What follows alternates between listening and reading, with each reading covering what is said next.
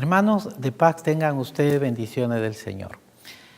Una de las preguntas que se hace el hombre a lo largo de la historia ha sido si algún día la iglesia desaparecerá como iglesia.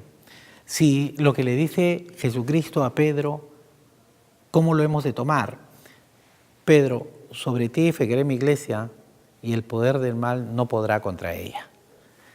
La iglesia terminará, algún día no la necesitaremos. Ello se va a responder definitivamente con una pregunta previa. No podríamos responder esa pregunta si no nos preguntamos antes, ¿desaparecerá la religión? ¿La religión algún día no será necesaria? Tendríamos que ir a lo primero entonces. La religión, decía un autor norteamericano, es algo natural. Decía, la religión no es algo aprendido. Este autor decía, la ciencia es cognitiva, la ciencia es difícil, la ciencia implica esfuerzo, la ciencia implica moverse, buscar. Y decía, la religión es algo que no necesitamos aprenderla, ya la sabemos. Dice, viene con nosotros. Y este comentario y de muchas personas dicen, el día que desaparezca la religión, pues desaparecerá el hombre. Porque desde que el hombre existe hay religión, viene con nosotros. Entonces, ese es el primer planteamiento. ¿Qué espacio ocupa la religión en la humanidad? Si existe realmente el hombre sin religión, la religión no es un invento, no es una cosa elaborada por unos locos fanáticos como quienes a veces hablan, ¿no?, sin sentido y piensan que la religión es dominio, que es poder. Definitivamente no. Todos los comentarios siempre hablan del hombre como una criatura religiosa, por naturaleza.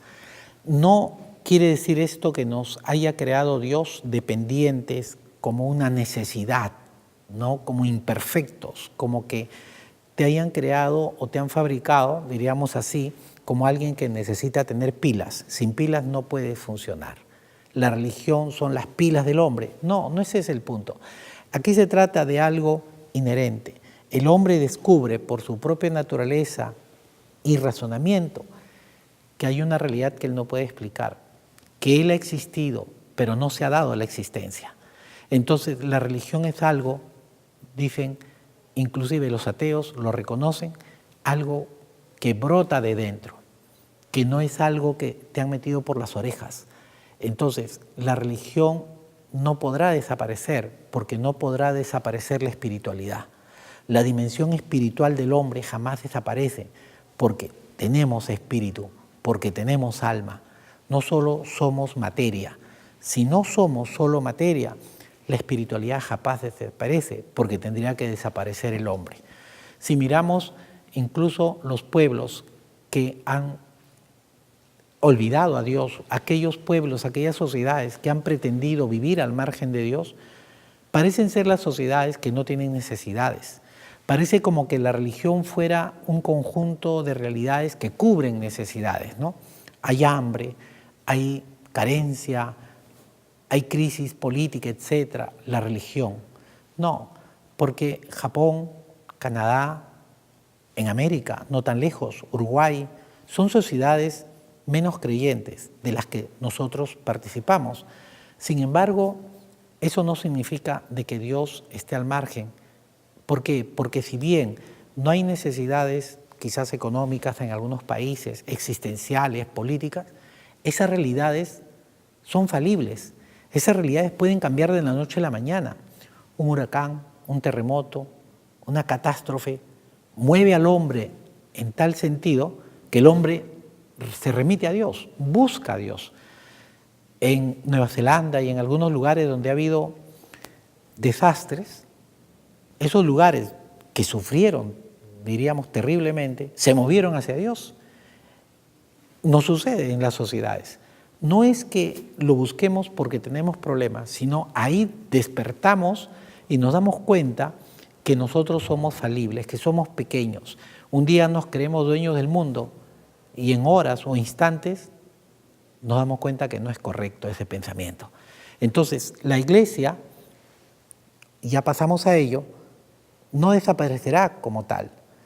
Puede diríamos, sufrir algunos cambios, no en la esencia, sino en las expresiones.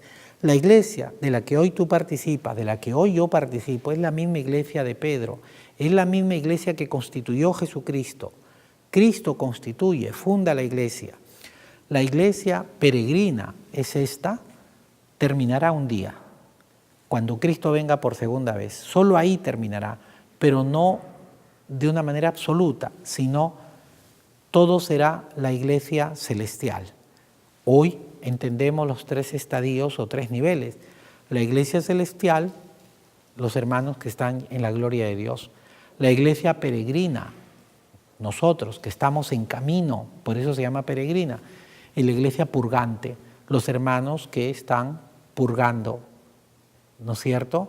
Entonces, todas estas 3 realidades serán al final una sola, la iglesia celestial. Eso es lo que nosotros entendemos desde la fe y lo tenemos clarísimo. La iglesia se transformará solo con la parusía, la segunda venida de Cristo. Ese es el acontecimiento que esperamos. Dice, desde allí subió a los cielos, está sentado a la derecha del Padre. Desde allí ha de venir a juzgar a los vivos y a los muertos. En ese acontecimiento parusiaco, diríamos así, se va a dar el juicio. Y eso hará posible que la iglesia sea triunfante, triunfará sobre el mal. La iglesia no terminará mientras no se dé la parusía. Esa es la idea. Por eso tú mira, 21 siglos la iglesia permanece con pecado, con santidad, con dificultades, pero permanecerá. Hoy en día se nos está presentando una realidad muy dura para la iglesia, no solamente para la iglesia católica, para todos aquellos que creemos en Dios y nos entregamos a Él. El mundo judío, el mundo musulmán auténtico, el mundo cristiano está siendo sacudido por toda una ideología que quiere apagar los valores del Evangelio, los valores religiosos en general. ¿Por qué? Porque nosotros optamos por lo que Cristo optó, que es la vida, y el mundo de hoy dice no. Se enarbolan, diríamos así, ciertos derechos, como el derecho a abortar. Y el derecho a abortar jamás será reconocido, porque no es un derecho matar, ¿entiendes? Entonces, por ello el interés, incluso, que la Santa Sede salga de las Naciones Unidas, de la cual forma parte, ¿no? El Estado, diríamos, pontificio, pues la Santa Sede forma parte y tiene voz en el mundo de hoy. Y entonces el interés es meterse de tal manera que acallemos esa voz y entonces dice, la iglesia debe evolucionar. Alguien escribió por ahí un artículo que dice, si la iglesia no evoluciona, morirá. Bueno, ¿a qué se refiere evolucionar? La vez pasada alguien decía, hay que modernizarse. Y le digo, ¿y qué significa eso? Hay que aceptar esto, esto, esto y esto. Bueno, ¿y de dónde salió eso? Si eso no está en el Evangelio. O sea, ¿por qué tú no le dices a las otras religiones, ¿no?, que también hagan lo mismo? ¿Por qué? Sí, no se puede. ¿Por qué? Porque es renunciar a tu identidad. La iglesia no puede renunciar, no puede negociar esos valores fundamentales que el Papa Benedicto ya mencionó. Entonces la iglesia en sí, como realidad, es una institución no democrática, pero cuidado, es una institución humano-divina. Por eso, democrático no es un calificativo que entra en la iglesia. ¿Por qué? Porque nosotros no elegimos en sí las cosas, no tomamos decisiones como una organización solamente humana. Nosotros creemos desde la fe que la iglesia es una organización, es una realidad humano-divina.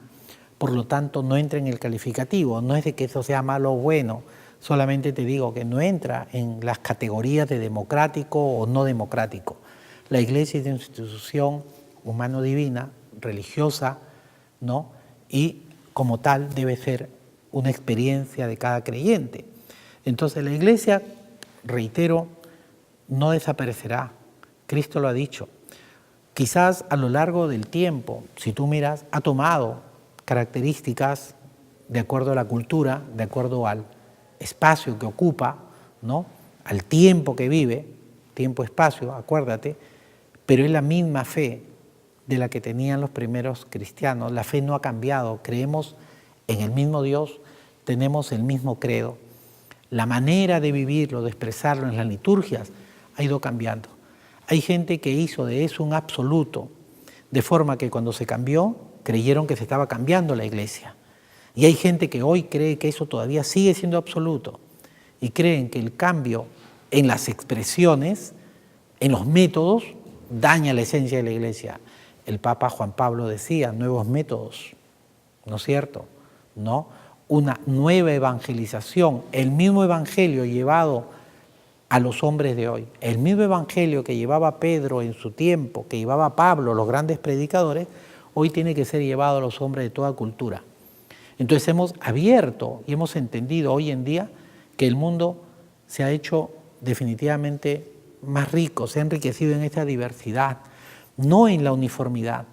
Entonces la iglesia como una realidad que lo abarca todo, lo llena todo, que Cristo nos decía en Mateo 28, Marcos 16, vayan, anuncien, prediquen, hagan que todos los pueblos sean mis discípulos.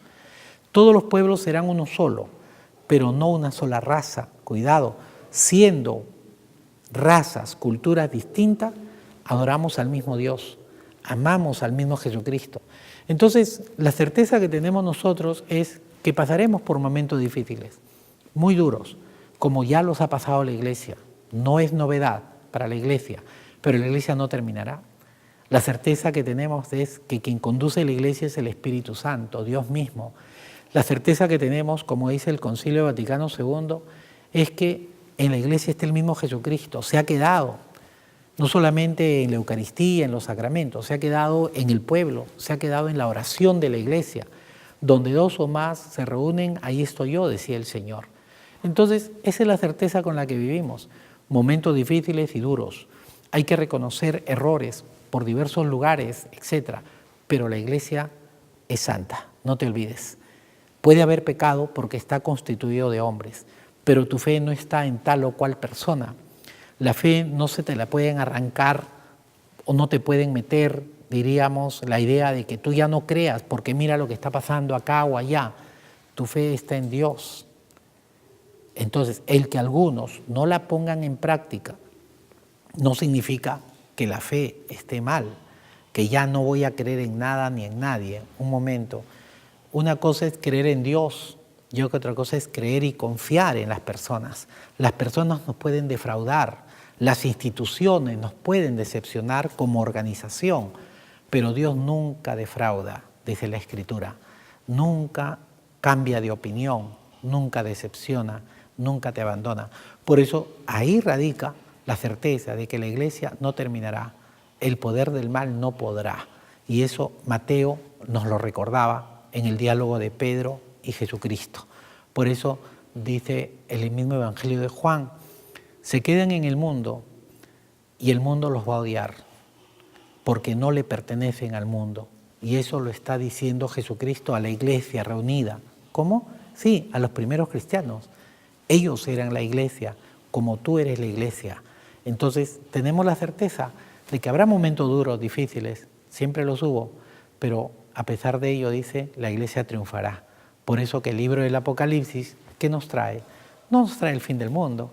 El libro del Apocalipsis nos habla de la lucha del bien y el mal y cómo al final el bien va a prevalecer. De eso nos habla el libro de las Revelaciones escrito por San Juan.